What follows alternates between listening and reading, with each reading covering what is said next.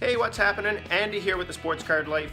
In this video, I just want to tell you about the Isaiah and Prescott collection, or IP collection, and what that is and what it's all about. And basically, it's going to be a collection of cards and sports memorabilia that I'll be saving for my kids. But more on that in a minute. But first, let me give you a little bit of history of what I've collected and bought and sold over the years.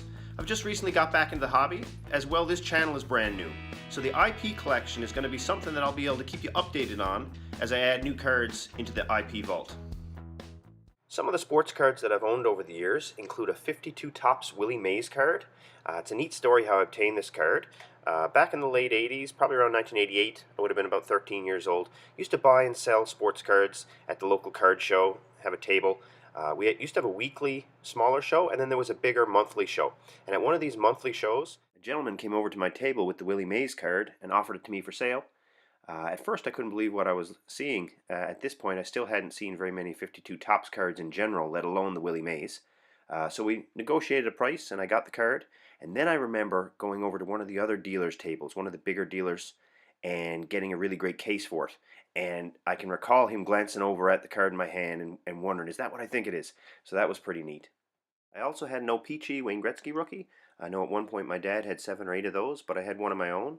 I also had Mario Lemieux rookies, Patrick Roy rookies, had most of the 80s baseball and hockey rookie cards, including an 89 Upper Deck Ken Griffey Jr. graded PSA 10.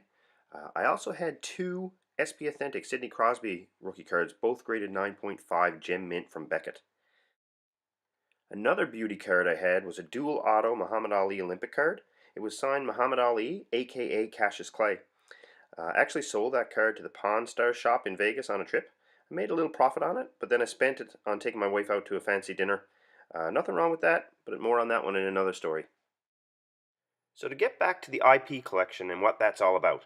The cards that I've owned, I've enjoyed having in my collection, which is certainly very modest compared to some collectors, investors' card portfolios, but I've always been okay with selling them at the right price. I was okay with parting with them and found it satisfying if I turned a little profit. However, in the past, when I've sold these cards, I haven't always put the money back into other cards. And this will be the biggest difference in how I've collected in the past and how it will work with the IP collection. The cards and other memorabilia that I put into the IP vault, so to speak, these items will stay there or only be sold or traded to acquire other items.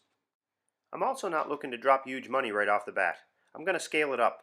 I'm content to pick up what I consider blue chip investment cards for 40-50 bucks that I feel will increase in value over the next few years. Hopefully in 4 or 5 years, I can show a collection that can be scaled up to some really nice cards without breaking the bank. So thanks for watching. In the next video, I'm going to share with you the cards that are on the IP collection want list, and I'm going to show you the very first card that I'll be putting into the IP vault. Hope you have a great day. If you enjoyed the video, please subscribe and give it a thumbs up.